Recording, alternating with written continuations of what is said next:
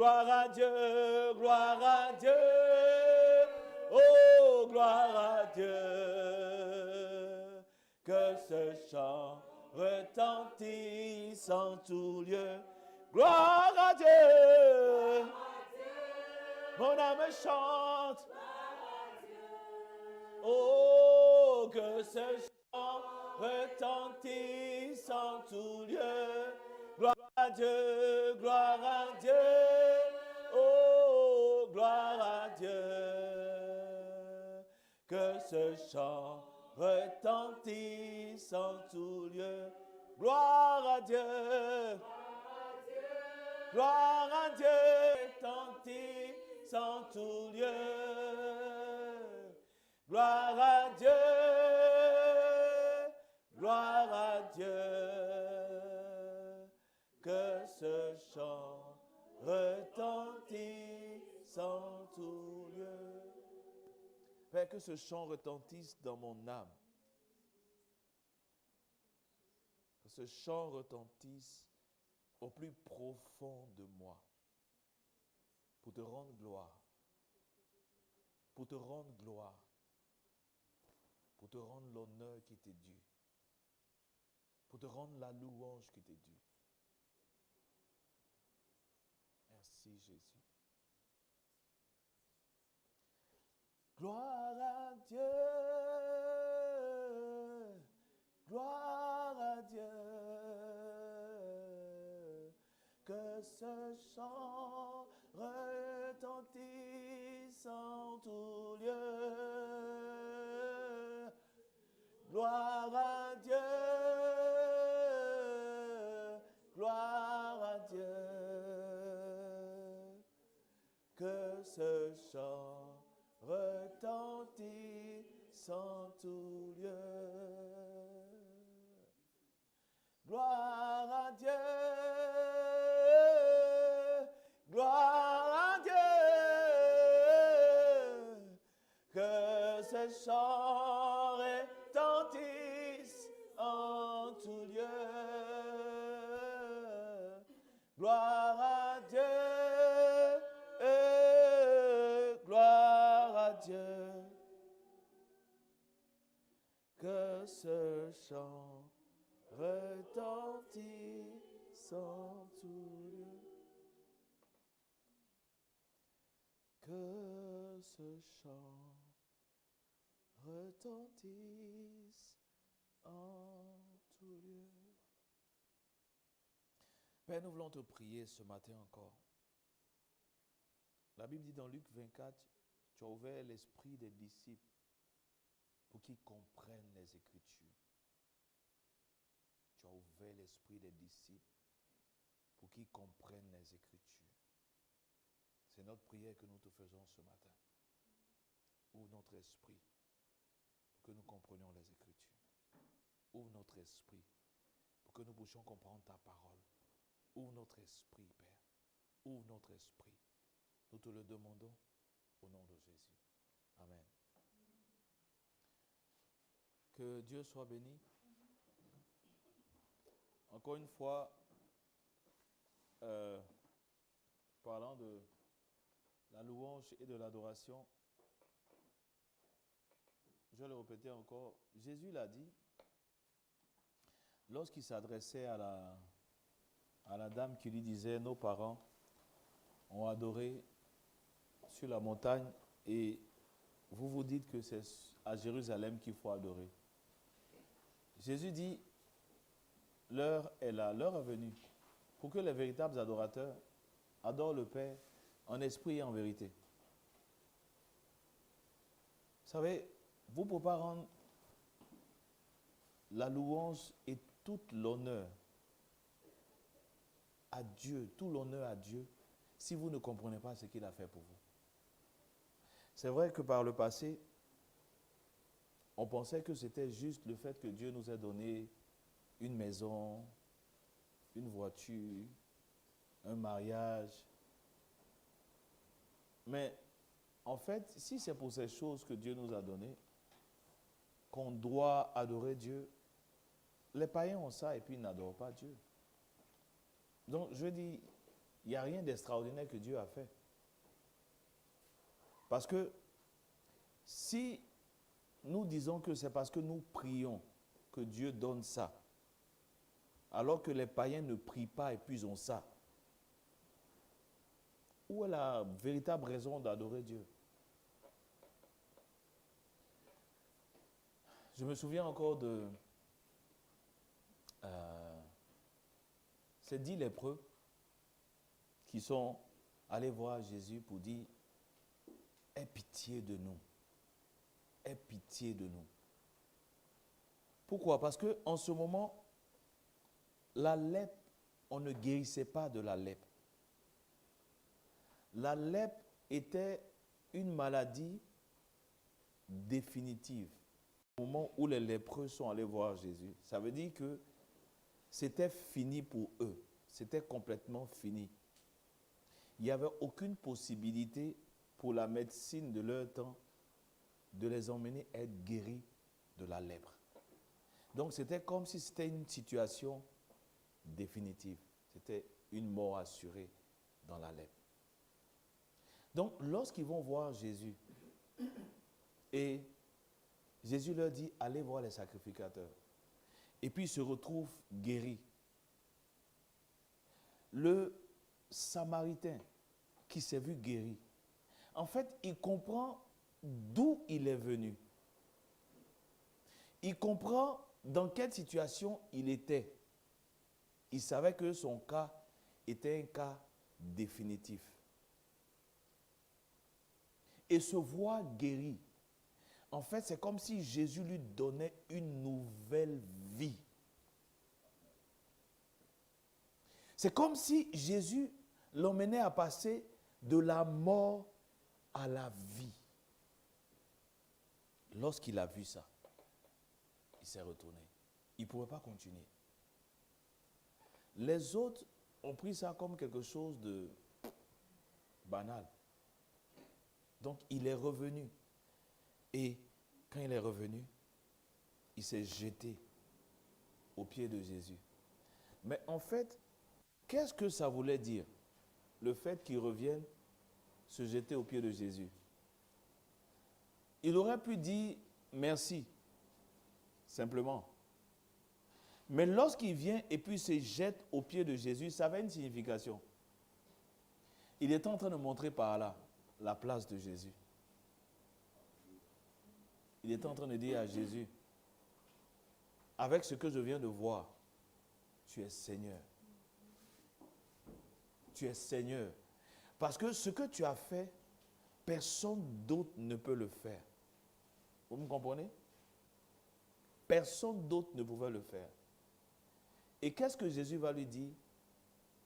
Il dit, va, ta foi t'a sauvé. Jésus ne parle plus de guérison. Hein? Il ne parle pas de guérison. Il parle de sauver. Il parle de salut. Vous comprenez? Ok. Parce que la Bible dit, quiconque invoque le Seigneur Jésus-Christ. Entre parenthèses, le nom qu'il a reçu, le nom au-dessus de tout nom, ce n'est pas Jésus, hein? C'est Seigneur.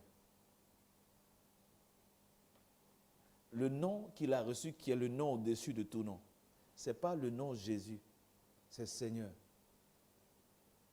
Parce que Seigneur, c'est le titre suprême qu'on ne donne qu'à Dieu. Je vais vous expliquer si on a le temps. Ok, on a commencé à partager par rapport à l'évangile. L'évangile, c'est important de comprendre l'évangile. C'est tellement important de comprendre l'évangile que Paul dit dans le livre de Galates, si quelqu'un vous annonce un autre évangile que ce que nous vous avons annoncé, qu'il soit maudit, que la malédiction divine le frappe. C'est des mots très durs que Paul utilise. Mais Paul utilise pour montrer l'importance de l'évangile. Et quelle est cette importance de l'évangile? C'est l'évangile qui nous sauve. L'évangile, c'est le moyen par lequel Dieu sauve. Donc, si l'évangile n'est pas bien compris, il n'y a pas de salut. Vous me comprenez? Si l'évangile n'est pas bien compris, ou si l'évangile est assimilé à ce qui n'est pas, il n'y a pas de salut. Voici pourquoi, lorsque Jésus se retrouve en Matthieu 7, Jésus dit, « Tous ceux qui me disent Seigneur, Seigneur n'entreront pas dans le royaume de Dieu. » Ça veut dire que c'est des personnes qui ont dit Seigneur à Jésus-Christ, mais qui n'ont pas compris l'évangile. C'est tellement important de comprendre l'évangile que Paul dit, j'ai renoncé à tout pour cet évangile. Vous me comprenez? L'évangile est tellement important que lorsque Jésus même le présente l'évangile comme la bonne nouvelle du royaume. Quand Jésus le présente, il dit, le royaume des cieux est comme un trésor caché dans un champ. L'homme qui l'a trouvé, il le cache. Et dans sa joie, il va vendre tout ce qu'il a et achète le champ. Comment se rendre compte que c'est le véritable évangile qu'on a compris? On est prêt à sacrifier même sa vie pour cet évangile. L'évangile, lorsqu'on le comprend, il est comme un trésor incomparable, un trésor qui vaut notre propre vie. C'est la raison pour laquelle les martyrs, pour faire des recherches de cet évangile, on leur disait, il y a 2 phrases. César est roi. Jésus, non pas roi. César est Seigneur. C'est pourquoi je vous dis le mot Seigneur. On va y arriver. César est Seigneur ou Jésus est Seigneur. Si tu dis César est Seigneur, on te décapite. Non, si tu dis Jésus est Seigneur, on te décapite. On te coupe la tête. Et si tu dis César est Seigneur, on te laisse la vie sauve. Les premiers chrétiens, et pendant longtemps, c'est ce qui s'est passé. Mais qu'est-ce que ces chrétiens ont découvert? Qu'est-ce qu'ils ont compris? Au point où quand on leur dit de dire que César est Seigneur, ils disent non. Jésus est Seigneur. Par exemple, il y a un premier qui va venir, ils vont lui couper la tête. Mais lorsque tu vois qu'on a coupé la tête de celui qui est devant toi, tu n'es pas tenté de dire, Seigneur, au moins je vais vivre. C'est juste une petite phrase que je vais répéter, ça ne fait rien. Mais ceux qui suivaient vont dire, Jésus est Seigneur. Jusqu'à ce qu'on les décapite. Qu'est-ce qui peut emmener un homme à se laisser décapiter pour une seule phrase? Aujourd'hui, ce n'est pas comme ça qu'on présente l'évangile. On présente l'évangile comme tous les problèmes que tu as, Jésus va venir les régler. Tous les problèmes que tu as. C'est comme ça que Jésus est présenté. Quand on dit Jésus est Seigneur, on comprend que comme il a tout pouvoir et qu'il est tout puissant, personne ne peut l'empêcher de me donner le mariage. Personne ne peut l'empêcher de me donner le travail. Personne ne peut l'empêcher de me donner ce qu'il... C'est pour ça que je dis Jésus est Seigneur. Et c'est pour ça que Jésus dit, tous ceux qui me disent Seigneur, Seigneur, n'entreront pas dans le royaume des cieux. Parce que quel est le contenu? Quand ils disent Jésus est Seigneur, quel est le contenu? Si on n'a pas été enseigné correctement, on va voir Jésus est Seigneur. Pourquoi? Parce que je n'arrivais pas à trouver du travail.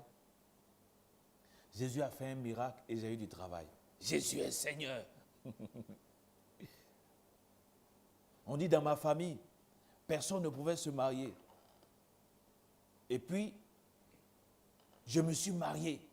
Jésus est Seigneur. Si c'était juste ça, mais pourquoi Jésus ne délivre pas ceux qu'on allait décapiter? Vous savez que les apôtres de Jésus, qui étaient 12, il y a d'abord Judas qui est parti, après il a été remplacé. Mais les 12 apôtres, faites des recherches sur les 12 apôtres. En dehors de Jean, tous les autres sont morts en martyre. Pierre a été crucifié la tête en bas. Faites des recherches. Si c'était juste ce Jésus qui délivre, pourquoi il laisse ses apôtres? Pourquoi il les laisse? Donc, c'est important de comprendre l'évangile. Et au travers de ces partages que nous sommes en train de faire depuis quelques dimanches, nous sommes en train de voir ce que les gens avant nous, beaucoup de serviteurs de Dieu avant nous, depuis les premiers siècles jusqu'aux années 1500, ont partagé ce qu'ils ont appelé les doctrines de la grâce. Les doctrines de la grâce. Et on a dit que la plupart des théologiens ont résumé ces doctrines de la grâce en une phrase. Cette phrase qu'on appelle, non pas une phrase, en un mot, qu'on appelle tulipe. Suivez-moi s'il vous plaît. Suivez-moi. C'est important. Suivez-moi. On peut tousser. J'ai dit, celui qui veut tousser, tousse. Voilà. Ça ne dérange rien. Voilà. Celui qui veut tousser n'a qu'à tousser bien même. Ah, si tu tousses, tu n'as pas péché. Voilà. Maintenant, ceux qui sont en train d'écouter celui qui tousse aussi, ça ne fait rien. Voilà, ce n'est pas la toux là qui a fait que quelqu'un sera sauvé ou quelqu'un ne sera pas sauvé. C'est le message là qui est important. Donc, laissez la toux, ne vous laissez pas distraire. Voilà, c'est fini. Donc, voilà. Maintenant, celui qui n'a jamais cassé, voilà, voilà. Tout le monde casse ici. OK. Donc, nous sommes en train de voir ce qu'on appelle les doctrines de la grâce, qui nous permettent de comprendre en fait vraiment l'évangile. Vraiment l'évangile. Et on a dit que les doctrines de la grâce ont été résumées dans ce mot qu'on appelle tulipe. On est d'accord? T-U-L-I-P. Les Français ajoutent E. Donc, on a commencé en examinant ce qu'on appelle la lettre T qui définit la totale dépravation. On va essayer de faire un bon résumé aujourd'hui. Ça veut dire quoi la totale dépravation? Dans le livre de Genèse, Dieu a dit à l'homme, notamment Adam, il dit, tu pourras manger de tous les arbres qui sont dans le jardin. Mais pour ce qui est l'arbre de la connaissance et du bien et du mal, tu n'en mangeras pas. Le jour où tu mangeras, tu mourras. Qui donne l'ordre? Dieu. Dieu donne cet ordre à l'homme.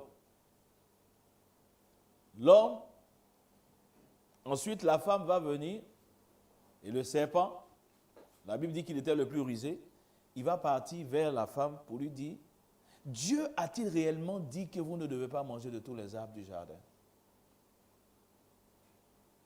La femme dit, non, nous pouvons manger de tous les arbres. Mais pour ce qui est de l'arbre, de la connaissance du bien et du mal, Dieu a dit de ne pas le toucher. En fait, elle a ajouté quelque chose. Dieu n'a pas dit de ne pas toucher. Dieu a dit de ne pas manger. Mais déjà, tu vois, quand quelqu'un ajoute quelque chose, tu vois la convoitise que Satan a fait naître dans son cœur.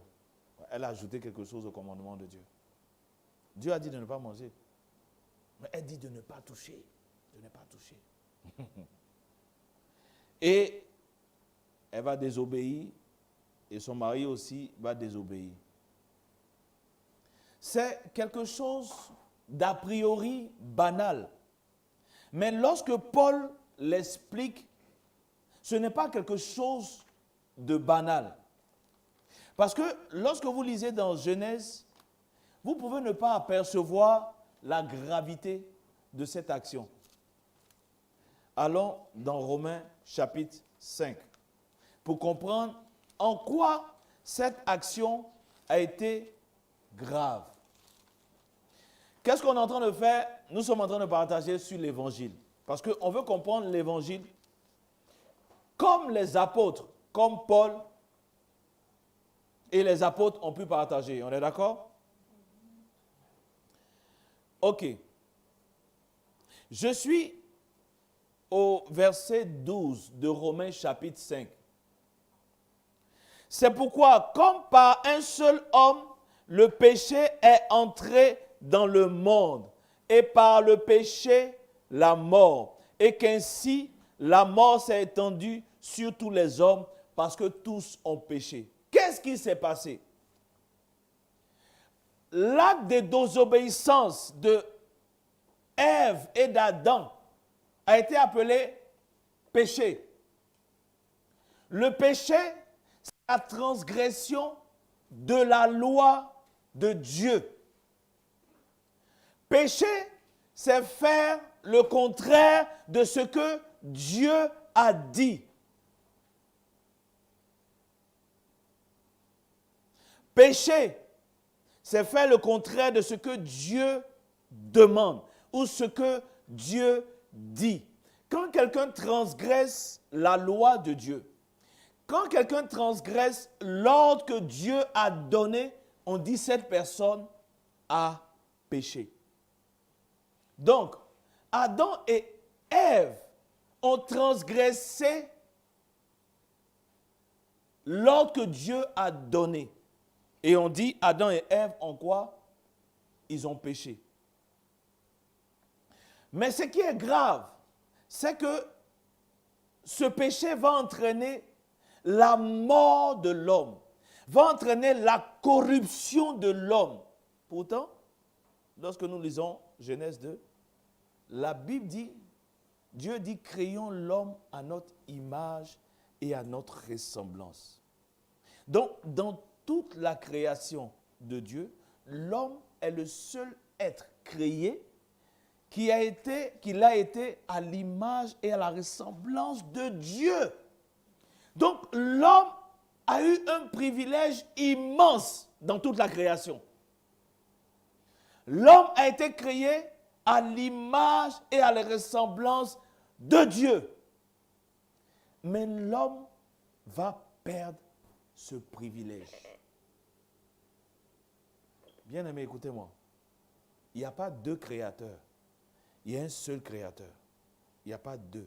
Il y a un seul créateur. Donc, l'acte de Adam va entraîner la mort de tous les êtres humains. Quand je dis la mort, entendez par là la corruption. Quand je dis la corruption, peut-être que vous ne comprenez pas. Quand quelque chose est pourri, c'est ça que j'appelle corruption. Si vous prenez du poisson frais, que vous ne le nettoyez pas, et vous ne le mettez pas au frigo, et puis vous le laissez, qu'est-ce qui va se passer? le poisson va pourrir, ça va se corrompre. Ça veut dire ça ne va plus avoir son état initial. Le poisson va se corrompre. Le poisson ne sera plus pur. Il ne sera plus mangeable. Vous me comprenez? Donc, qu'est-ce que le péché a entraîné? Le péché de Adam a entraîné la corruption de toute la race humaine. Continuons la lecture. Or, le péché n'est pas imputé. Il dit, non. Verset 13, car jusqu'à la loi, le péché était dans le monde. Or, le péché n'est pas imputé quand il n'y a point de loi. Cependant, la mort a régné depuis Adam jusqu'à Moïse, même si ceux qui n'avaient pas péché par une transgression semblable à celle d'Adam, lequel est la figure de celui qui devait venir.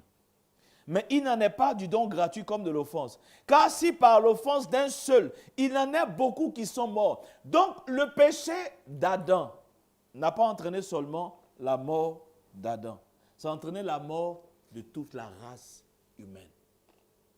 Et quand je dis la mort, entendez par là la corruption. Ça a entraîné la corruption. L'homme s'est retrouvé corrompu. Corrompu par rapport à qui? Par rapport à Dieu. Pourtant, il avait été créé à l'image et à la ressemblance de Dieu. C'est à l'homme que Dieu a donné, on va dire, la domination. Quand il a créé l'homme, il dit multiplier, dominer, assujettissez.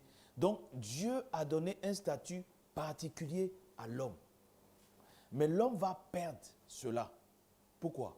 Parce que dorénavant, il est corrompu. Sa manière de réfléchir est corrompue. Sa manière de penser est corrompue. L'homme qui devait agir et réfléchir, penser comme Dieu, ne peut plus penser comme Dieu. L'homme est devenu, par ses pensées, ennemi de Dieu. Et on le voit dans le livre d'Éphésiens. Suivez-moi, s'il vous plaît. Suivez-moi, c'est important. Pensez-vous, faites quelque chose. Il ne faut pas votre corps va vous faire dormir. Ce n'est pas, voilà, ce n'est pas le temps de dormir, c'est le temps d'écouter. Voilà, la parole. Parce que s'il y a quelque chose qui nous affranchit, c'est la vérité de la parole. Vous comprenez? Voilà. Pas dormir. Faites tout pour ne pas dormir. Pince-toi si tu veux. Ok. Je continue la lecture de Romains 5. Il dit, car si par l'offense d'un seul, il en est beaucoup qui sont morts, à plus forte raison la grâce de Dieu et le don de la grâce venant d'un seul homme, Jésus-Christ, ont-ils abondamment été répandus sur beaucoup. Il n'en est pas du don comme de ce qui est arrivé par un seul qui a péché. Car c'est après une seule offense que le jugement est devenu condamnation. Vous comprenez? Donc, la seule action de désobéissance de Adam a entraîné quoi? La condamnation de tous les hommes. Condamné à quoi? À la mort. Ok. Et il n'en est pas du don comme de ce qui est arrivé par un seul qui a péché. Car c'est après une seule offense que le jugement est devenu condamnation, tandis que le don gratuit devient justification après plusieurs offenses. En fait, qu'est-ce qui va se passer? La première désobéissance de Adam va entraîner une multitude de désobéissances. Les hommes qui vont suivre après Adam ne vont faire que désobéir à Dieu. Je vous ai dit, il y a un seul créateur. S'il y a un seul créateur, c'est sa volonté qui importe. Parce qu'il a créé toutes choses, pas pour ceux pour lesquels ça a été créé. Il a créé toutes choses pour qui? Pour lui. Donc, s'il a créé toutes choses pour lui, les choses doivent fonctionner comme il veut, lui, parce que c'est lui qui a créé toutes choses. Donc, toute fois où les choses ne fonctionnent pas comme il veut, qu'est-ce que ça entraîne? Ça peut entraîner une frustration pour celui qui a créé. On est d'accord? Si vous me comprenez. La désobéissance est telle que lorsqu'on arrive à la génération de Noé, Dieu est fatigué des hommes. Dieu est fatigué de leur méchanceté. Dieu en a trop de leur corruption. Les hommes sont corrompus. Tout leur cœur est tourné vers le mal. Tout leur désir est tourné vers le mal. Vous comprenez? Ok, on va le voir.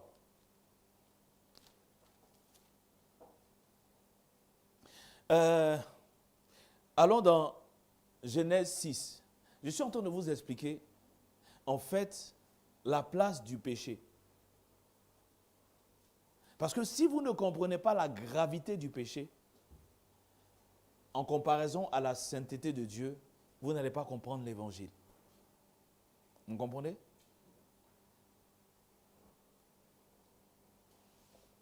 Je suis dans Genèse 6 et au verset 5. L'Éternel vit que la méchanceté des hommes était grande sur la terre et que toutes les pensées de leur cœur se portaient chaque jour vers le mal. L'Éternel se repentit d'avoir fait l'homme sur la terre. Au début, quand Dieu a créé, qu'est-ce qu'il a dit? Quand il a créé l'homme, il dit c'est bon. N'est-ce pas? C'est bon. C'est bon.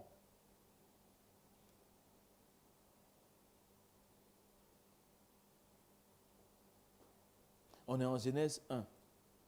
À chaque fois que Dieu fait, il dit, au verset 25, Dieu fit les animaux de la terre selon leur espèce, le bétail selon son espèce, et tous les reptiles de la terre selon leur espèce. Dieu vit que cela était bon.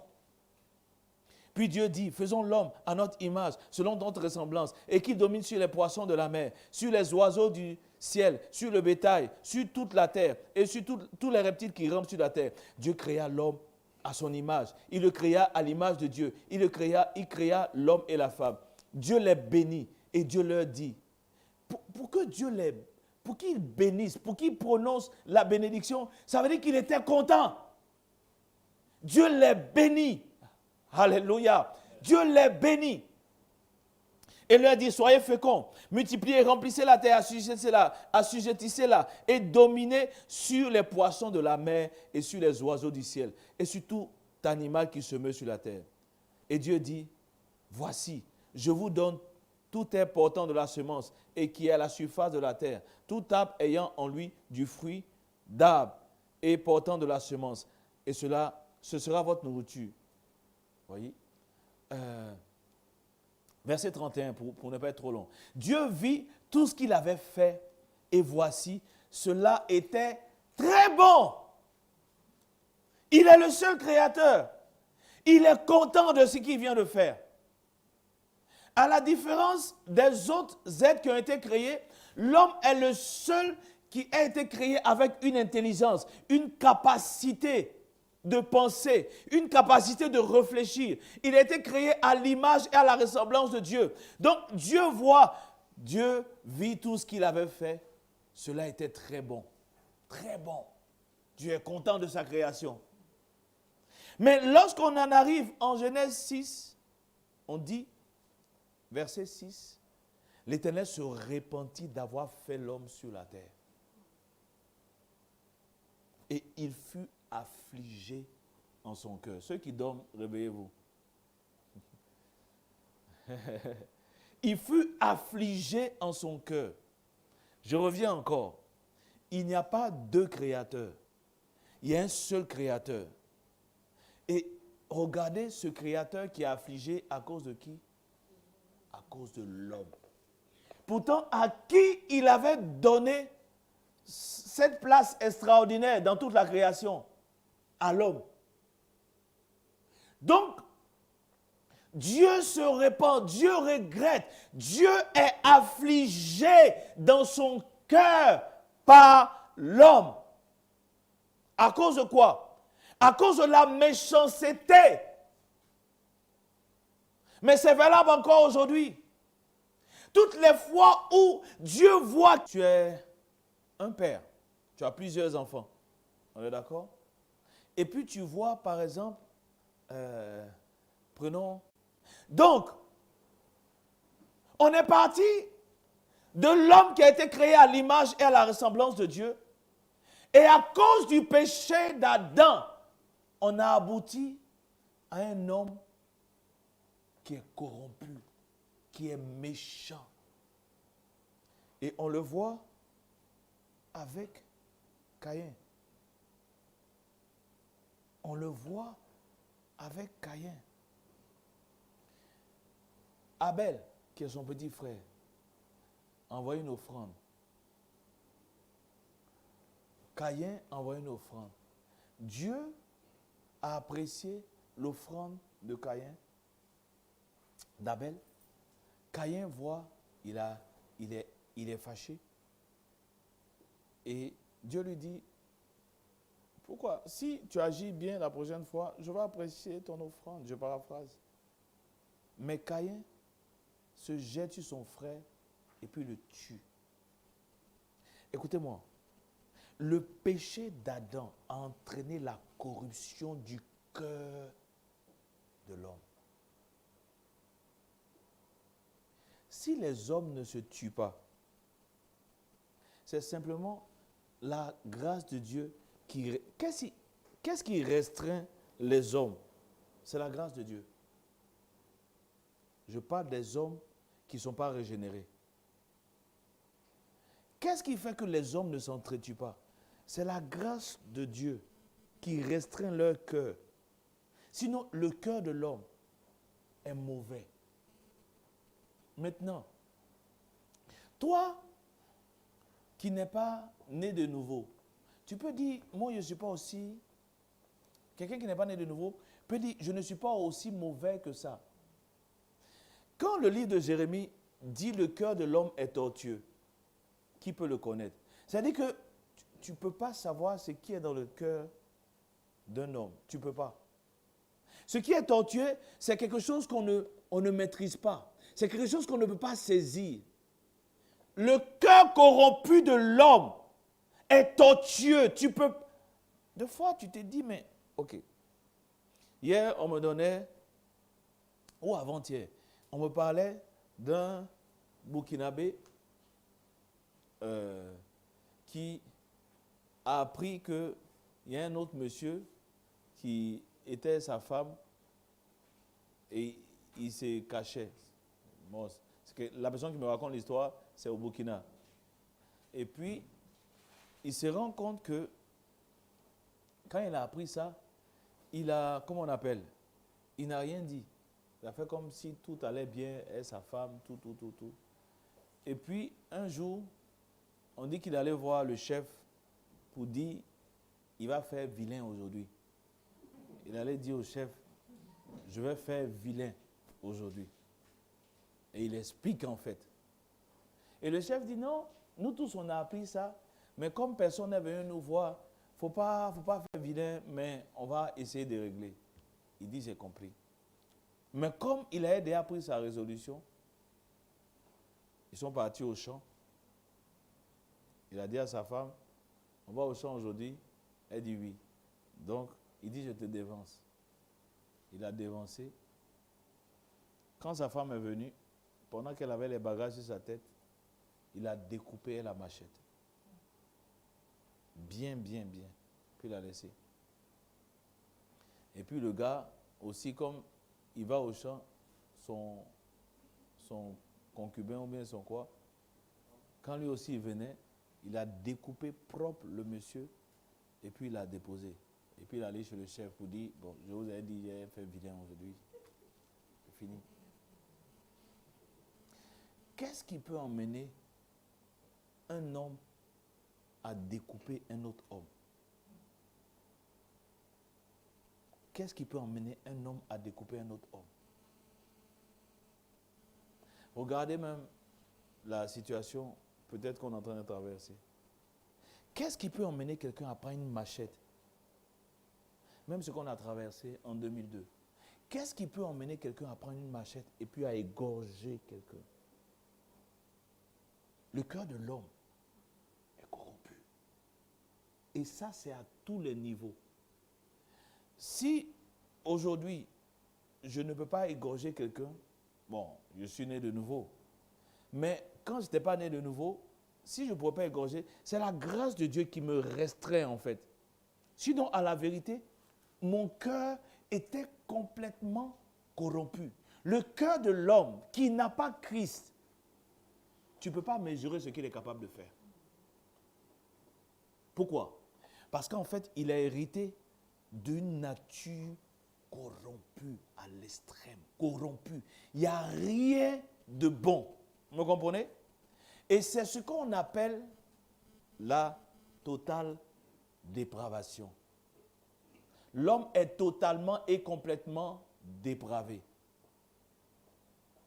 Si vous ne comprenez pas que l'homme est totalement dépravé, vous n'allez pas comprendre le besoin que l'homme soit récréé. Parce que ce qui est totalement dépravé là, on ne peut pas l'améliorer. Vous me comprenez? On ne peut pas l'améliorer. Il y a des moments où, en reprenant l'exemple du poisson, des femmes vont dire non, ce n'est pas encore gâté, on peut le reprendre. Donc, on a fait 2 ou 3 choses. Mais il y a des moments où on ne peut pas du tout récupérer ce poisson. Ça arrive, non? Même à Dieu, on ne peut pas faire avec. Bref. Allons dans Genèse, et allons dans Jean, l'évangile de Jean, au chapitre 3.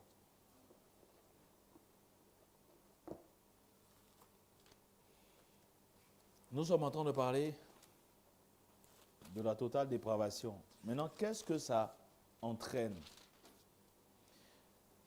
Je vais commencer à partir du verset 1 de Jean chapitre 3.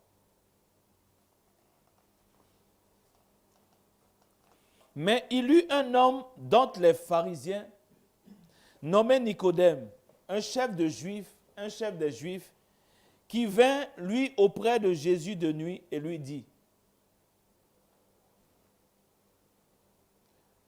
dit, Rabbi, nous savons que tu es un docteur venu de Dieu, car personne ne peut faire les miracles que tu fais si Dieu n'est avec lui. Jésus lui répondit, en vérité, je te le dis, si un homme ne naît de nouveau, il ne peut voir le royaume de Dieu. Si un homme ne naît de nouveau, il ne peut voir le royaume de Dieu. Si un homme ne naît de nouveau, Jésus va commencer à expliquer quelque chose à Nicodème qui est venu vers lui. Jésus dit, pour pouvoir voir, c'est la même explication, hein, c'est pas différent, ok? Laissez-moi terminer. Nicodème lui dit, comment un homme peut-il naître quand il est déjà vieux? Peut-il entrer dans le sein de sa mère et naître? Jésus répondit, en vérité, je te le dis, si un homme de naît d'eau et d'esprit, il ne peut entrer dans le royaume de Dieu. Ce qui est né de la chair est chair, ce qui est né de l'esprit est esprit.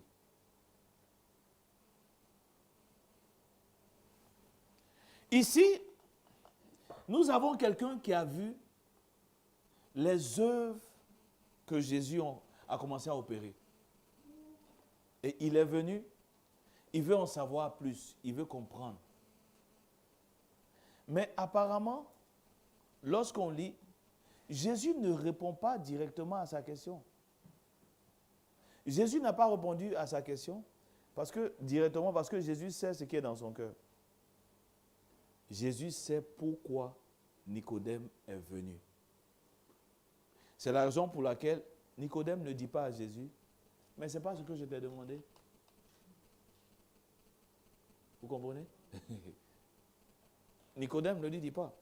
Nicodème dit, nous savons que tu es un docteur venu de Dieu, car personne ne peut faire les miracles que tu fais si Dieu n'est avec lui. Jésus lui répondit, en vérité, je te le dis, si un homme ne naît de nouveau, il ne peut voir le royaume. Jésus est en train de lui dire, ce que tu veux comprendre, ce que tu es venu demander là, si tu n'es pas né de nouveau, tu ne peux pas comprendre, tu ne vas pas comprendre, tu ne vas pas saisir la substance de ce que... Je ne pourrais pas t'expliquer. Pourquoi? Paul va nous dire plus tard dans le livre de Corinthiens que les choses de l'esprit sont une folie pour l'homme animal, pour l'homme qui n'est pas régénéré. Mais Jésus, ce qu'il va répondre ici, nous aide. Écoutez-moi, bien-aimés. Écoutez-moi. Quelqu'un peut courir pour dire révélation. Ah, il donne révélation. C'est la sagesse humaine. Si quelqu'un n'est pas né de nouveau, pourquoi? Parce que les pensées de l'homme ont été corrompues par le péché. Le cœur de l'homme est corrompu par le péché. Il ne peut pas comprendre les choses de Dieu. Il ne peut pas saisir les choses de Dieu. Il doit passer d'un stade de corrompu à un autre stade pour pouvoir saisir les choses de Dieu. Vous me comprenez? L'homme, avant la chute, était capable de saisir les choses de Dieu. Était capable de comprendre les choses de Dieu. Mais une fois que le péché est entré, le cœur et les pensées de l'homme sont corrompus. Il ne peut pas comprendre les choses de Dieu. Il ne peut pas vivre comme Dieu veut. Il ne peut que pécher. Pourquoi? À cause de la corruption qui est entrée. Ce qui veut dire, quand un homme n'est pas né de nouveau, il ne peut pas faire ce que Dieu demande. C'est impossible. Tu ne peux pas éduquer quelqu'un qui n'est pas né de nouveau aux choses de Dieu. Ce n'est pas possible. Pourquoi? Jésus dit au verset 6, « Ce qui est né de la chair est chair. Ce qui est né de l'esprit est esprit. » Laissez-moi vous lire ça dans la version parole vivante. Pour qu'on puisse bien comprendre. Je suis en train de résumer pour qu'on comprenne bien. Ok. Il y a parmi les pharisiens un homme appelé Nicodème. Il était l'une des personnalités dirigeantes de la nation juive, un membre du grand conseil. Une nuit, il vint trouver Jésus. Il le salua en ces termes. « Rabbi, nous savons que Dieu t'a envoyé pour nous enseigner. Car de toute évidence, personne ne saurait accomplir les miracles que tu fais si Dieu n'est pas avec lui. » Jésus répondit, « Vraiment, je te l'assure, celui qui ne passe pas par une nouvelle naissance ne saurait voir le règne de Dieu. » Comment un homme...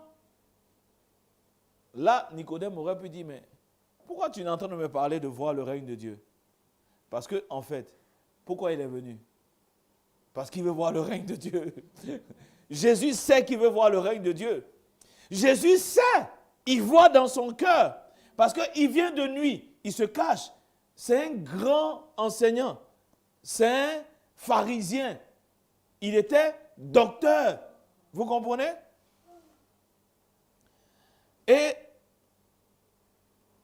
Jésus lui répondit, verset 3, « Vraiment, je te l'assure, celui qui ne passe pas par une nouvelle naissance ne saurait voir le règne de Dieu. » Comment un homme déjà vieux pourra-t-il naître une seconde fois? S'exclame Nicodème.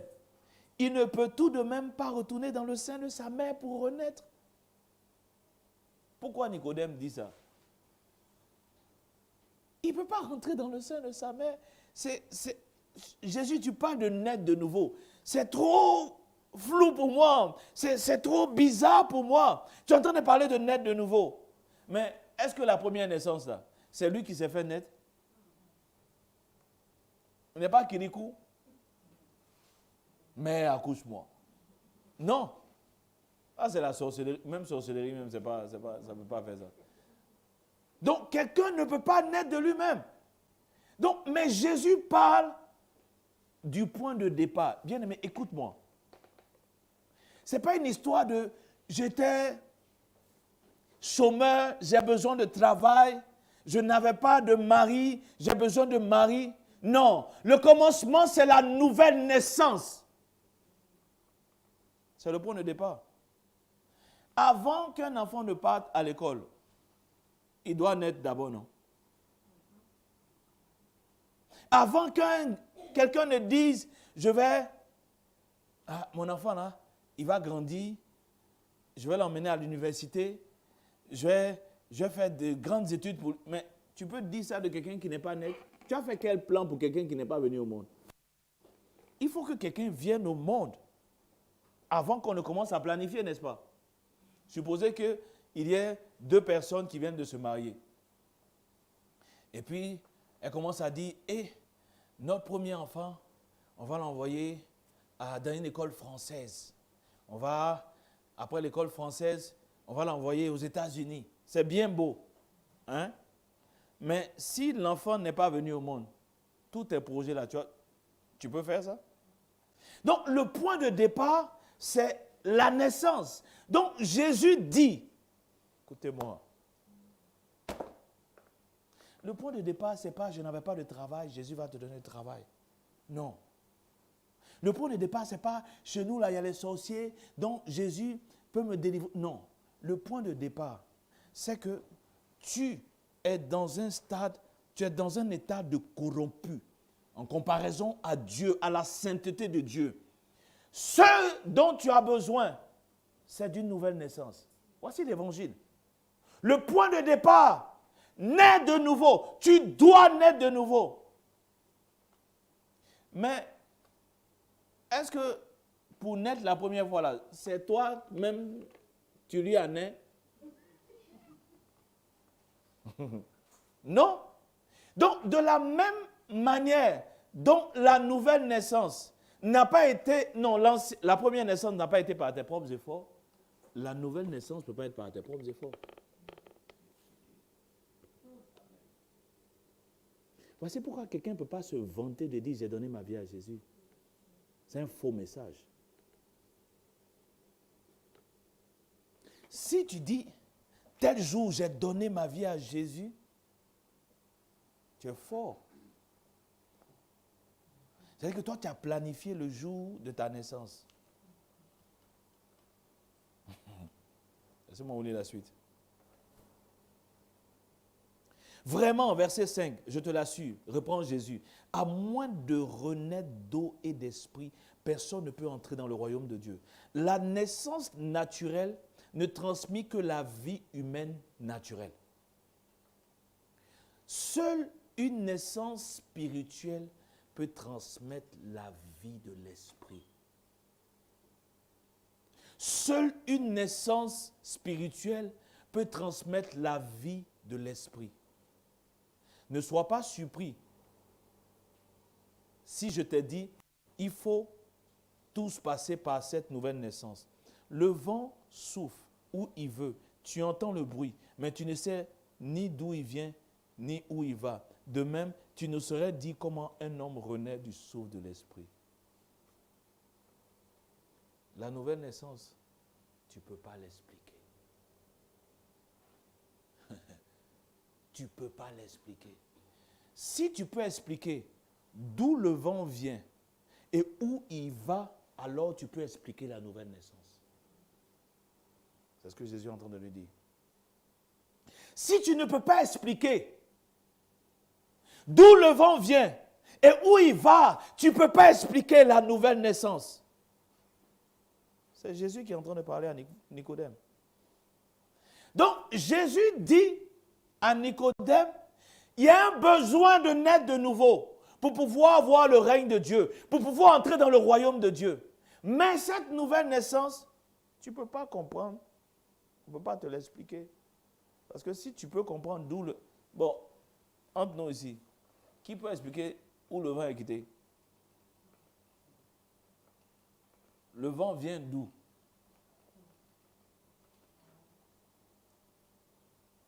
Le vent, ça vient d'où?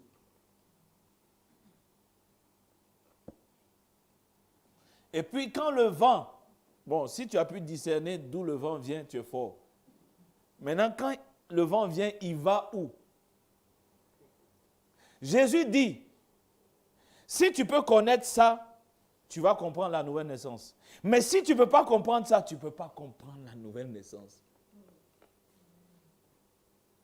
Cependant, tu peux voir le vent au travers ses effets. Même si tu ne sais d'où il vient, ni où il va. C'est pourquoi Jésus dit, celui qui est né de nouveau, on ne le reconnaît pas parce qu'il vient à l'église, parce qu'il a une Bible. On le reconnaît par ce fruit. Par son fruit. Tu regardes le fruit de la vie de la personne et tu peux dire telle personne est née de nouveau. Mais tu ne peux pas expliquer comment il est né de nouveau. Alléluia. C'est comme, peut-être que les scientifiques arrivent à expliquer lorsque il y a l'ovulation dans le ventre de la femme, ils peuvent regarder les différentes étapes. OK. Mais moi, je me pose toujours cette question. À quel moment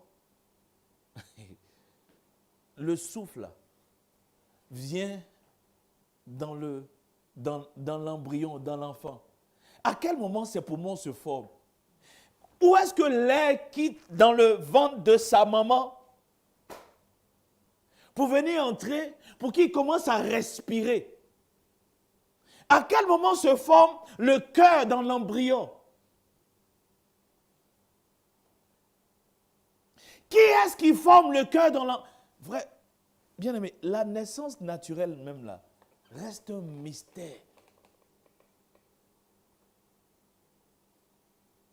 À plus forte raison, la nouvelle naissance.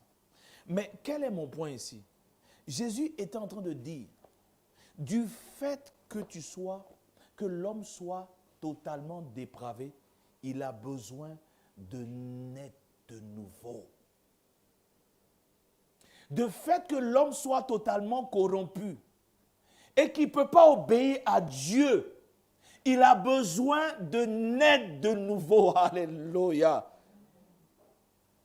Il y a un besoin au niveau de l'homme. Il doit naître de nouveau.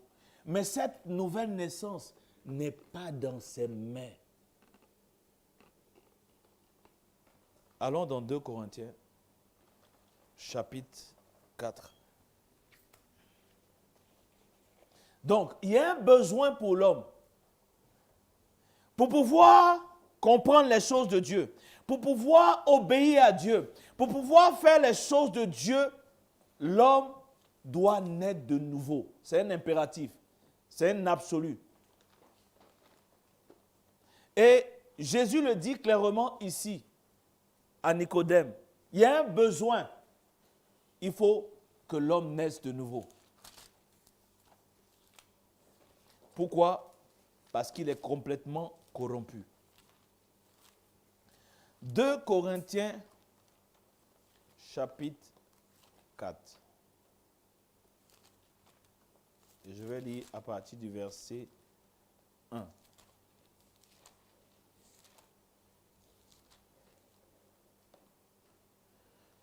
C'est Paul qui est en train de parler. Il dit, c'est pourquoi, ayant ce ministère selon la miséricorde qui nous a été faite, nous ne perdons pas courage. Nous rejetons les choses honteuses qui se font en secret. Nous n'avons point une conduite astucieuse et nous n'altérons point la parole de Dieu. Mais en publiant la vérité, nous nous recommandons à toute conscience d'homme devant Dieu. Si notre évangile est encore voilé, il est voilé pour ceux qui périssent. Pour les incrédules dont le Dieu de ce siècle a aveuglé l'intelligence afin qu'ils ne voient pas briller la splendeur de l'évangile de la gloire de Christ qui est l'image de Dieu. Suivez-moi. Nous ne nous prêchons pas à nous-mêmes. C'est Jésus-Christ le Seigneur. Je vous ai dit, c'est le nom le plus élevé que Jésus a reçu. C'est Jésus-Christ le Seigneur que nous prêchons. Et nous nous disons vos serviteurs à cause de Jésus. Car Dieu qui a dit, la lumière brillera du sein des ténèbres, a fait briller la lumière dans nos cœurs pour faire resplendir la connaissance de la gloire de Dieu sur la face de Christ. Nous portons ce trésor dans des vases de terre, afin que cette grande puissance soit attribuée à Dieu et non pas à nous.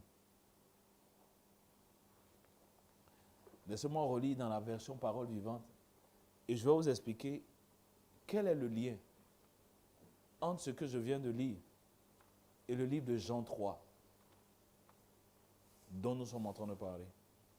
2 Corinthiens chapitre 4. On a commencé à partir du verset 5. Vous comprenez pourquoi, lorsqu'on est en train de prier, on dit Seigneur, ouvre notre esprit pour qu'on puisse comprendre les Écritures. Si on ne prie pas comme ça, elle sera floue, elle sera incompréhensible. Et il y a plusieurs passages qui montrent qu'en fait, c'est Dieu qui peut ouvrir ton esprit pour que tu comprennes les Écritures. C'est Dieu. En fait, Dieu, à chaque occasion, va montrer à l'homme, tu n'es rien sans moi. Tu n'es rien. C'est ce qu'on veut montrer ce matin. Frère, tout dépend de Dieu. Tout vient de Dieu. De la même manière dont tout a existé par Dieu. De cette même manière, il n'y a rien que l'homme peut faire en dehors de Dieu. Est-ce que vous me comprenez? Oh my God. Dieu reste Dieu. Vous savez, pas plus tard que cette semaine, j'étais en train de compter. Mars, avril, mai, juin, juillet, août. Ah, ça fait 6 mois. Personne n'a vu venir. Ça fait 6 mois. Les choses ne sont plus dans leur ordre. Tu veux voyager? Tu ne peux pas voyager. Ça fait 6 mois, tout est déprogrammé. C'est comme si l'homme est bloqué. Ça fait 6 mois. Les gens ne peuvent pas faire de bonnes prévisions. Pourquoi? Ils ne savent pas ce qui va se passer demain. Ça fait 6 mois. Ceux qui allaient en Chine ne peuvent plus partir en Chine. Ceux qui allaient aux États-Unis ne peuvent plus partir aux États-Unis. Si c'est ça la bénédiction, ça fait 6 mois que la bénédiction est fermée. Tu vas voyager, voyager. Tu vas voyager, voyager. Je te dis qu'avant la fin de cette année, Dieu n'arrivera pas sans que tu n'aies ton voyage. Si on fouille bien, on peut ressortir des prophéties comme ça. Je vous dis que tel mois, ça sera le mois de l'abondance, le mois où tu vas crier, le mois où tu vas te... Il n'y a pas crié, il n'y a pas réjoui, il n'y a pas, il n'y en a pas. Donc actuellement, là, on cherche une petite occasion. Et puis on dit, voilà, c'est pas ce que je vous ai dit, c'est pas ma prophétie. Zéro, c'est faux, tu es un menteur. Ce n'est pas Dieu qui t'a parlé. Quand Dieu veut parler, il parle dans sa parole. 2 Corinthiens 4. C'est ce ministère de l'Esprit que Dieu, dans sa bonté, nous a confié. Voilà pourquoi nous y consacrons sans crainte ni défaillance.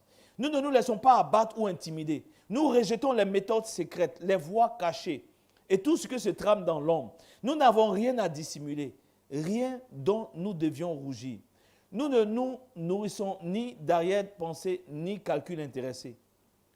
Nous ne recourons pas à l'intrigue ou à la ruse. Voilà pourquoi je parlais de prophétie tout à l'heure. C'est la ruse. C'est la ruse. Juste quelquefois pour maintenir les gens. On met un faux espoir dans le cœur des gens pour pouvoir les retenir.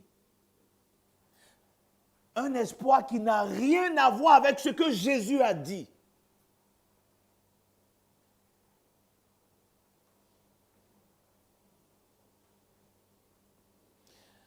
Nous ne recourons pas à l'intrigue ou à la ruse. Au contraire, nous les dénonçons sans aménagement. Nous n'altérons pas la parole de Dieu. Et nous n'en tordons pas le sens. Nous ne tordons pas le sens de la parole de Dieu. Notre unique souci est de publier ouvertement la vérité. Par une telle conduite, menée sous le regard de Dieu, nous nous rendons recommandables à la conscience de tout homme droit. Sans doute, malgré tout cela, notre évangile demeure-t-il voilé et obscur pour certains, mais à présent, le voile est dans leur cœur et il ne reste que chez ceux qui courent à leur perte. Ceux dont le Dieu de ce monde a aveuglé l'esprit et obscurci l'intelligence à cause de leur incrédulité. Satan veut les empêcher de voir briller dans toute sa splendeur l'évangile de la gloire de Christ, image du Dieu vivant. Verset 5, ce n'est pas nous-mêmes que nous mettons en avant dans notre prédication, c'est le Christ Jésus en tant que Seigneur. Seigneur est le nom le plus élevé que Jésus a reçu. C'est le Christ Jésus en tant que Seigneur. Nous voulons nous présenter simplement comme vos serviteurs par amour pour Jésus. En effet, le même Dieu qui un jour a ordonné que la lumière jaillisse des ténèbres, a illuminé nos cœurs afin que nous puissions à notre tour refléter la lumière de la connaissance de Dieu. Et faire resplendir sur les autres la gloire divine crayonne sur le visage de Jésus-Christ. Laissez-moi vous expliquer.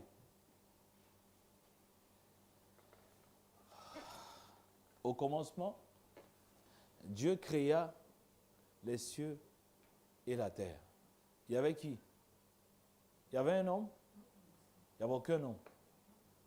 Au commencement, Dieu créa les cieux et la terre. La terre était informe et vide. Et les ténèbres...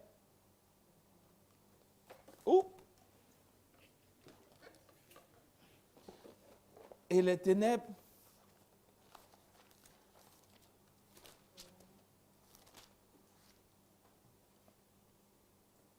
Et la terre était informe et vide. Il y avait des ténèbres à la surface de l'abîme. Et l'Esprit de Dieu se mouvait au-dessus des eaux. Dieu dit que la lumière soit et la lumière fut. Paul est en train d'expliquer ici qu'à la création, là, celui qui a envoyé la lumière, c'est qui? C'est Dieu qui a déclaré que la lumière soit. De cette même manière que Dieu a déclaré que la lumière soit, c'est de cette même manière que pour la nouvelle naissance, Dieu doit déclarer que la lumière vienne dans le cœur de celui qui est mort.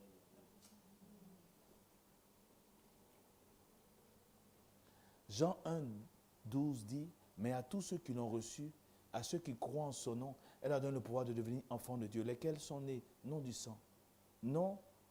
sang, ni de la volonté de l'homme, ni de la volonté de la chair, mais de Dieu. La nouvelle naissance est une œuvre surnaturelle de Dieu. De la même manière dont Dieu a créé toutes choses, c'est comme ça qu'il crée à la nouvelle naissance. Pourquoi il y a un besoin de nouvelle naissance?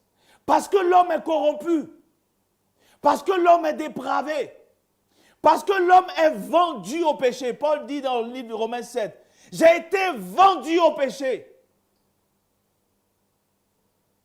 Je suis esclave du péché. Le bien que je veux, je ne le fais pas. C'est le mal que je ne veux pas que je fais. À cause de la dépravation totale de l'homme, il a besoin d'être né de nouveau. Mais cette nouvelle naissance n'est pas la... C'est pourquoi il dit Jean 1, 12. Il n'est pas né de la volonté de l'homme. Ce n'est pas moi qui ai décidé de donner ma vie à Jésus. C'est Dieu qui m'a appelé des ténèbres. J'ai répondu à l'appel de Dieu. Et pour ceux qui sont sur la ligne, on a vu la dernière fois, je crois qu'on est là-dessus, on a vu l'appel extérieur et l'appel intérieur. Bon, on va y arriver. Il y a deux appels. ce que je suis en train de faire, la prédication de l'évangile est un appel. Donc, quand Jésus dit à Nicodème, il faut que vous naissiez de nouveau. Il faut que vous naissiez. Écoutez-moi.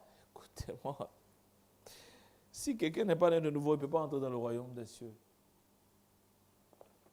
Il ne peut pas. Le royaume des cieux est réservé pour ceux qui sont une nouvelle création. Si tu n'es pas une nouvelle création, tu ne peux pas entrer dans le royaume des cieux. Parce que Dieu ne va pas accepter qu'une création corrompue aille dans le royaume des cieux. Dans son palais, tout s'écrit gloire. Dieu est saint.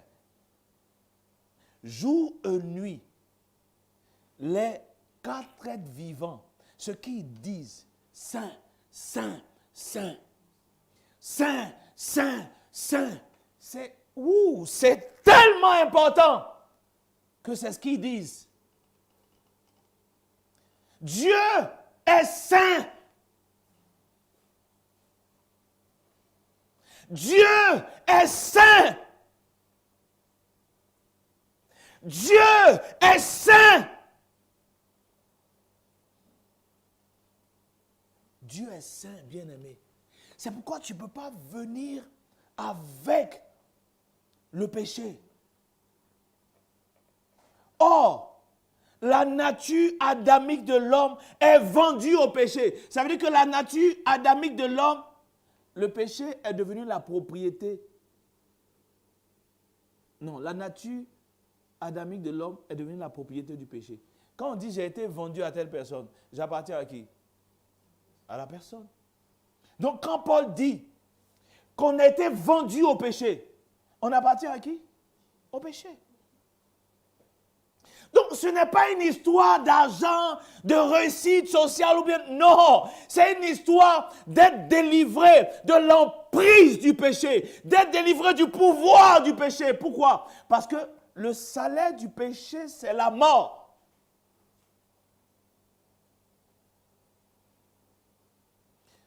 J'ai entendu parler de beaucoup de prédicateurs qui disent, nous on ne prêche pas le péché ici, mais ils sont mauvais.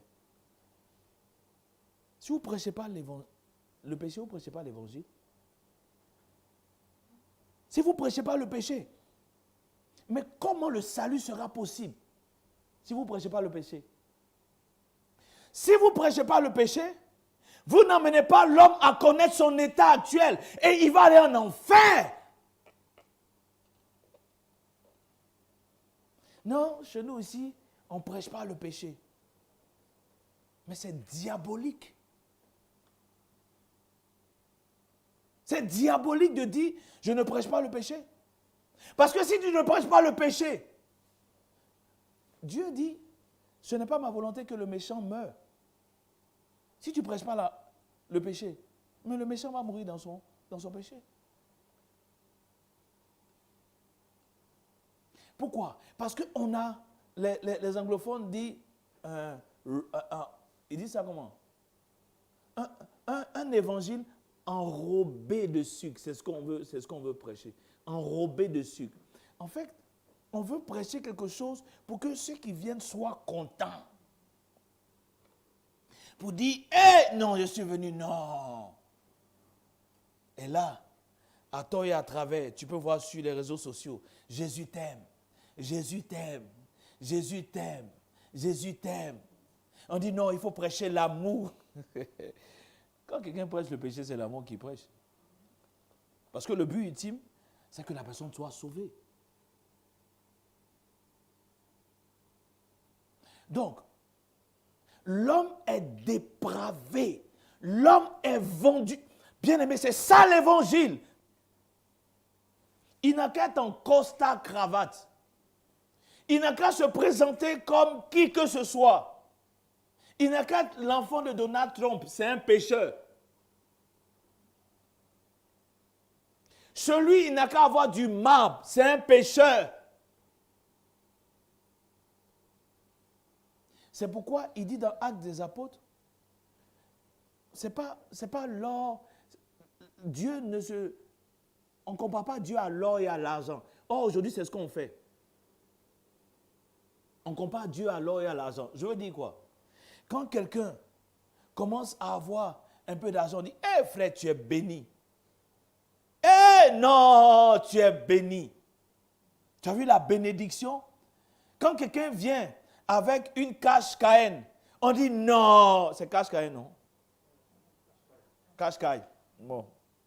Quand quelqu'un vient, on dit non, tu es béni. Tu es béni. Non, tu es béni. Frère, non. Vrai, là, on voit la bénédiction. Pourquoi? Parce qu'on voit quelqu'un qui est resplendissant. On voit, il a une Rolex. On dit non, tu es béni. Tu es béni. On voit la sœur. Elle a 3 chaînes. Émeraude, diamant, saphir. On dit non. On voit la bénédiction de Dieu sur ta vie. Quand elle est chaussée, on dit où? Tu as porté du Dior. Et tu es béni. On dit quoi, ma soeur? Non, ben, il n'y a pas longtemps, j'étais à Londres. On dit non. Est-ce que tu vois la bénédiction?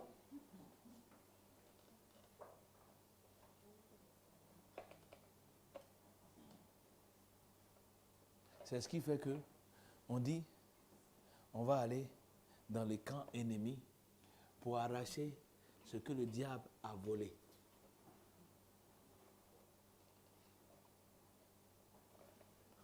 Ta bénédiction qu'il a volée, j'arrache. Même ton mariage qu'il a volé, j'arrache. Il y en a qui ont arraché jusqu'à, ça fait 15 ans. Ils n'ont pas fini d'arracher. Arraché, arrache, j'arrache.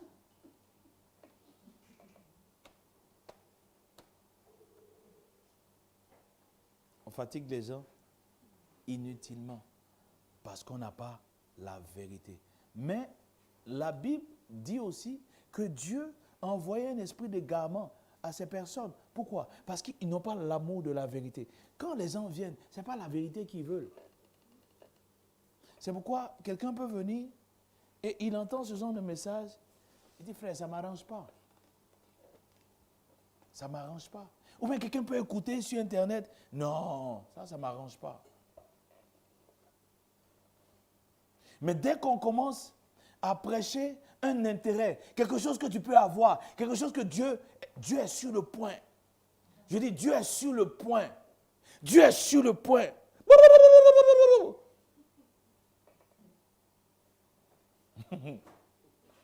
Est-ce que depuis, on est en train de parler de l'homme est vendu au péché, tu as entendu?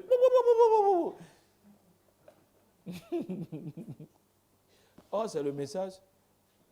Rentre, je vais tout de suite là, dans une église où il y a peut-être 3000 personnes. Si elle commence à parler de péché, tu ne vas pas entendre. Tu ne vas pas entendre ça. Parce que ça va, right to the point, ça va. Il est dérangé dans son âme. Il n'a pas le temps de faire. Il n'a pas le temps. Je te mets au défi. Quelqu'un n'a qu'à prêcher sur l'iniquité, le péché. Tu vas voir, tout devient silencieux comme ça. Silencieux. Je me rappelle, il y a quelques années, on a un prédicateur qu'on connaît ici, le pasteur Kwame Félix, quand il arrivait dans certains coins, frère, il n'y a pas. Il n'y a pas. Il n'y a pas. Parce que tout le monde a envie de cacher son péché. Parce que quand on dit, ça dit tu es touché, non? Ça dit le Saint-Esprit te touche. Mais quand il parle du péché, le Saint-Esprit ne touche pas. Hein? Ça ne touche pas. Là, se concentre. Parce que si tout est sorti, tout ça, on dit, c'est de toi qu'il s'agit.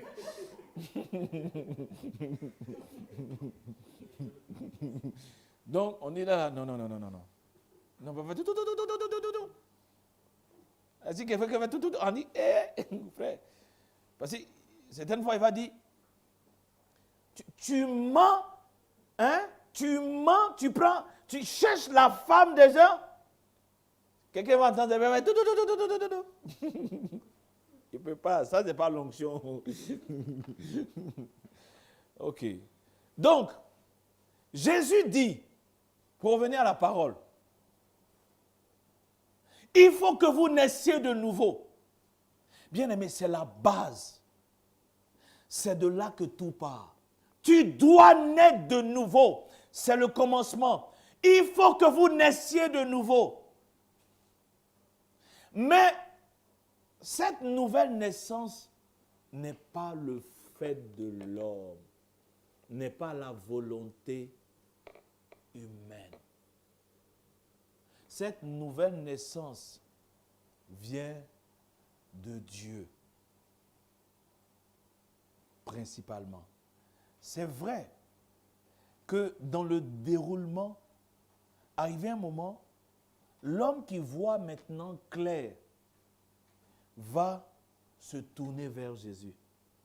Mais c'est parce que Dieu donne à cet homme de voir clair qu'il se tourne vers Jésus. Il est aveugle, il ne voit pas. Il ne voit pas. Donc, Dieu, 2 Corinthiens 4, va envoyer la lumière. Et qu'est-ce que la lumière va faire? La lumière va emmener cet homme à se rendre compte de qui il est vraiment. Va emmener l'homme à se rendre compte de ce qu'il est vraiment. Et ça va le pousser à quoi? À la repentance. Ça va le pousser à demander la miséricorde de Dieu. Sauve-moi. Sauve-moi. Oh, sauve-moi.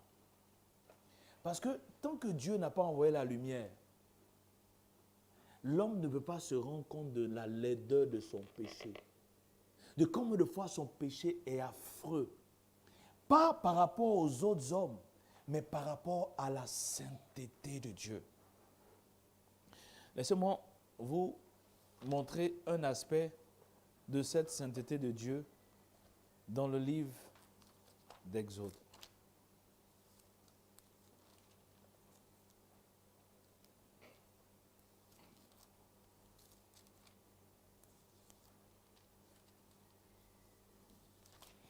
Je crois qu'on a déjà vu ce passage.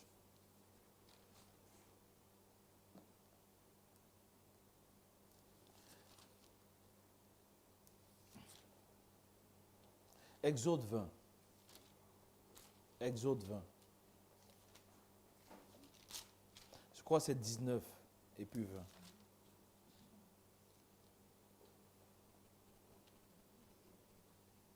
Ok, donc 19 et puis 20. Commençons au verset 19.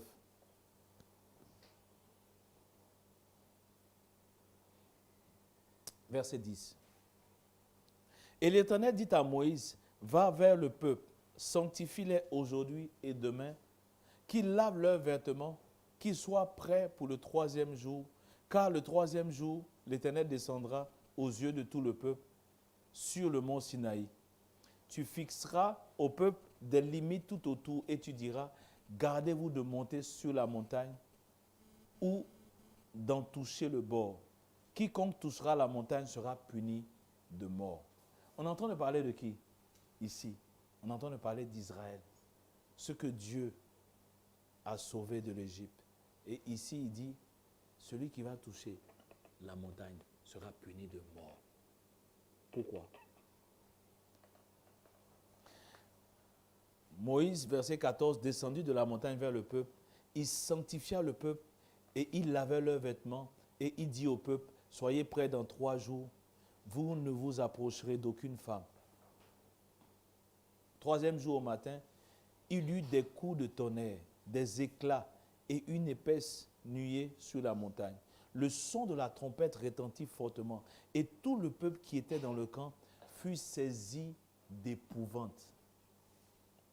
Moïse fit sortir le peuple du camp à la rencontre de Dieu et ils se placèrent au bas de la montagne.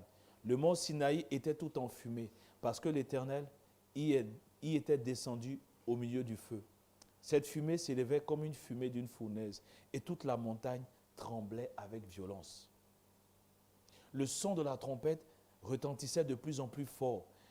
Moïse parlait et Dieu lui répondait à haute voix.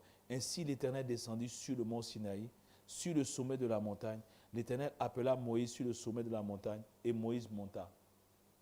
Et l'Éternel dit à Moïse, descends, fais au peuple la défense expresse de se précipiter vers l'Éternel pour regarder de peur qu'un grand nombre d'entre eux ne périssent.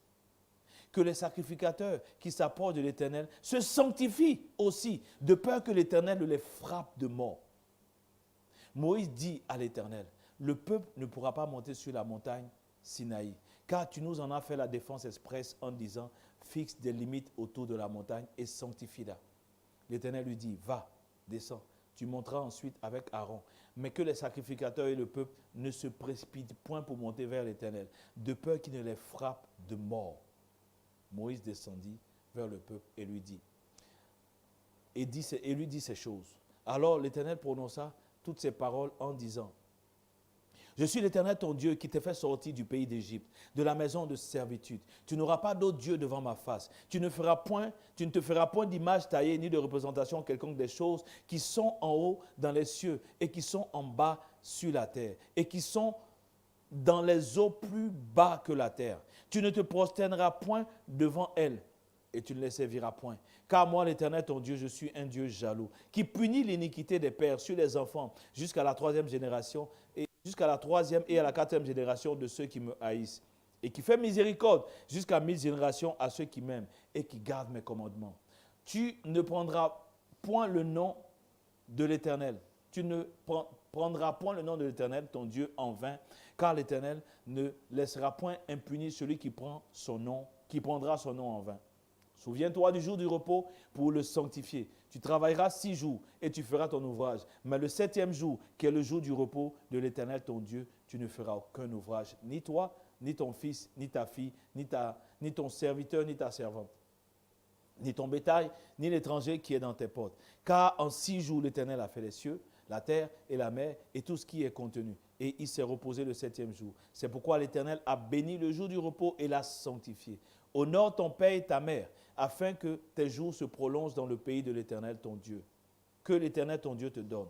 Tu ne tueras point, tu ne commettras point d'adultère, tu ne déroberas point. Tu ne porteras point de faux témoignages contre ton prochain. Tu ne convoiteras point la maison de ton prochain. Tu ne convoiteras point la femme de ton prochain, ni son serviteur, ni sa servante, ni son bœuf, ni son âne, ni aucune autre chose qui appartient à ton prochain. Tout le peuple, verset 18, entendait les coups de tonnerre et le son de la trompette. Il voyait les flammes de la montagne fumante. À ce spectacle, le peuple tremblait et se tint dans l'éloignement. Il dit à Moïse, parle-nous toi-même et nous écouterons. Mais que Dieu ne nous parle point, de peur que nous mourions. Moïse dit au peuple, ne vous effrayez pas, car c'est pour vous mettre à l'épreuve que Dieu est venu. C'est pour que vous ayez sa crainte devant les yeux, afin que vous ne péchiez point. Le peuple restait dans l'éloignement, mais Moïse s'approchait de la nuée où était Dieu. Écoutez-moi. Pourquoi ce spectacle? À cause de la sainteté de Dieu. Écoutez-moi. Dieu est saint. Dieu est saint. Dieu est saint. Dieu est saint. Dieu n'admet pas le péché dans sa présence. Dieu... Qu'est-ce qui fait que on peut s'approcher aujourd'hui de Dieu, de ce Dieu qui est saint? Un, on est de nouveau, on a une nouvelle nature. Vous comprenez? On est délivré dans notre essence de la corruption, d'abord. Même si nous sommes dans une enveloppe de péché. Mais ensuite, à cause de Jésus-Christ, c'est à cause... Ok, ici, qui est-ce qui était intermédiaire entre Dieu et le peuple? Moïse. Quand Dieu voulait frapper le peuple, qui intervenait? Moïse. Il était le médiateur de cette alliance. Mais le médiateur de la nouvelle alliance, c'est Jésus-Christ.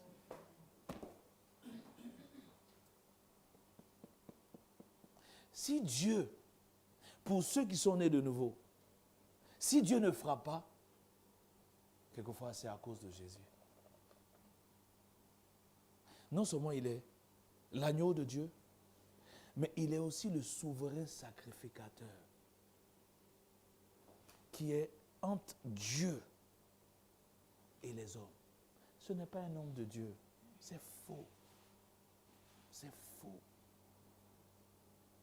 Ce n'est pas un homme de Dieu. Si un homme de Dieu veut prendre la... Je sais qu'il y a beaucoup d'hommes de Dieu qui veulent prendre la place de Jésus-Christ. Tu ne sais pas que si je te bénis, tu seras béni?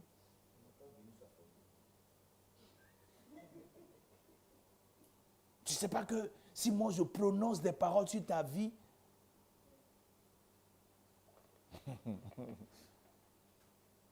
celui ici qui pouvait intercéder, celui qui pouvait se mettre entre le peuple et Dieu, c'est Moïse.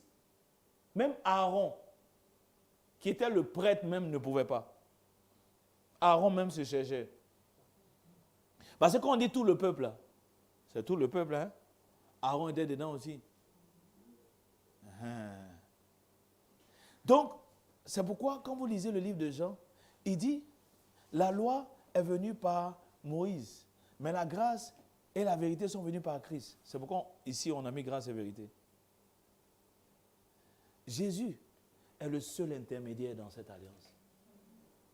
La Bible dit, il y a un seul intermédiaire entre Dieu et les hommes, Jésus-Christ, homme. Un homme de Dieu ne peut rien faire pour toi. C'est Jésus-Christ. C'est Jésus-Christ. Non seulement il est la porte pour que tu entres, mais il est aussi le garant. Donc, aujourd'hui, on était en train de s'attarder sur la lettre T, qui est la totale dépravation, et puis de tirer les leçons, de tirer les implications de cette totale dépravation. Étant donné que l'homme est totalement dépravé, Jésus dit qu'il a besoin d'être une nouvelle création. C'est pourquoi 1 Corinthiens 5, 17 dit, si quelqu'un est en Christ, il est une nouvelle création. D'où vient le besoin de nouvelle création? De la dépravation totale de l'homme. De la dépravation absolue de l'homme. C'est parce que l'homme est totalement dépravé. Si on pouvait l'améliorer, on n'en est pas à parler d'une nouvelle création. C'est parce qu'on ne peut pas l'améliorer que Jésus est en train de parler de naître de nouveau, d'être une nouvelle création. Et l'autre chose que nous avons dit pour terminer, c'est que devenir une nouvelle création n'est pas le fait d'un homme. Devenir une nouvelle création est le fait de Dieu. Est le fait de Dieu, le Saint-Esprit. Jean 3, verset 6. Si ce qui est né de la chair est chair, ce qui est né de l'esprit est esprit. Voici le commencement de l'évangile. L'homme a été vendu au péché. L'homme est totalement pécheur. Il est pécheur par nature. Par nature. Ce n'est pas parce qu'il est, c'est pas parce qu'il fait de mauvaises actions qu'il est pécheur. Non. C'est parce qu'il est pécheur qu'il fait de mauvaises actions. Donc la nature de l'homme est une nature corrompue à cause d'Adam. Si cela n'est pas bien expliqué, celui qui vient à Christ va penser que non, je suis suffisamment bon. Je suis un peu bon. Mais il y a une ou deux choses dans ma vie, en fait, que je dois corriger. Et les prédicateurs d'un faux évangile vont dire, en fait, c'est parce que tu poses telle ou telle action que Dieu ne te bénit pas. Quand tu vas arrêter de poser telle ou telle action, Dieu va te bénir.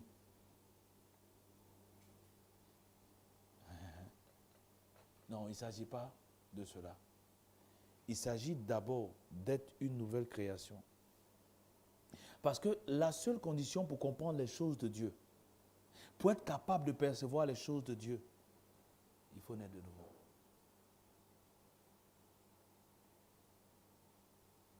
Maintenant, quand on vient ajouter cela, que la nouvelle naissance ne vient pas de ton fait, tu as envie de lapider celui qui est devant toi. Tu dis, mais je me fais comme moi. Je suis foutu. Mais si tu commences à dire que je suis foutu, mais c'est très bien. C'est très bien. Parce que là, ça va t'emmener à te repentir. Mais si ça t'emmène à dire, oh, il avait dit quoi? Nous tous là, nous tous on est enfants de Dieu. Nous tous on est enfants de Dieu. Ça, c'est ce que les aiment bien dire. Non. Il y a deux sources. Soit tu es enfant de Dieu, soit tu es enfant du diable. Il n'y a pas un troisième papa, il y a deux papas. Soit tu es enfant de Dieu, soit tu es enfant du diable.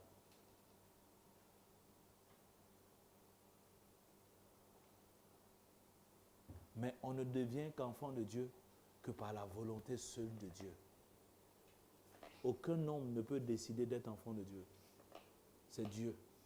Voici pourquoi la lettre U que nous allons poursuivre le dimanche prochain parle de l'élection inconditionnelle. Car tous ceux qu'il a connus d'avance, il les a prédestinés à être semblables à l'image de son Fils. Et ceux qu'il a prédestinés, il les a appelés. Et ceux qu'il a appelés, il les a justifiés. Et ceux qu'il a justifiés, il les a glorifiés. Dieu connaît ceux qu'il veut sauver. Le sang de Jésus n'est pas versé pour tous les hommes.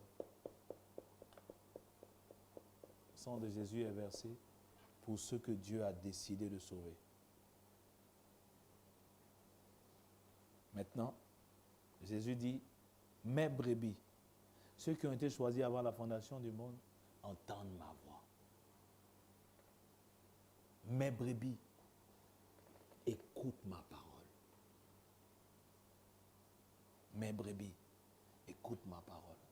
Ce qui fait que si tu écoutes la parole de Jésus, tu as été choisi par Dieu. Et ça reste un privilège immense. Parce que si tu regardes ta vie, si tu regardes ce qu'était ta vie avant que Dieu ne t'appelle, tu rougis aujourd'hui. Tu étais un blasphémateur. Tu étais un alcoolique. Tu étais un impudique. Mais tu es devenu enfant de Dieu, pas par ton fait, mais par la grâce de Jésus-Christ de Nazareth. On va prier.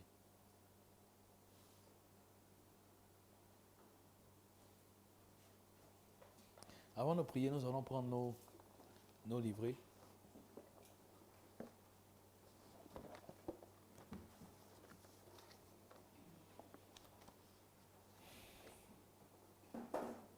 On va prendre le 226.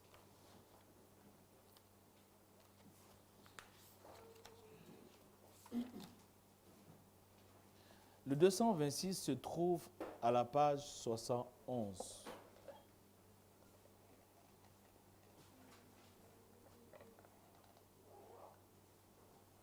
Ne crains rien, je t'aime, je suis avec toi. Promesse suprême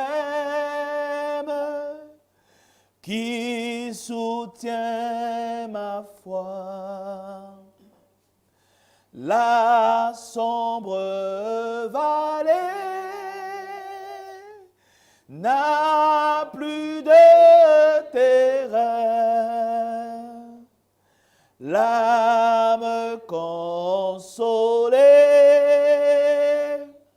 Je marche avec mon Sauveur.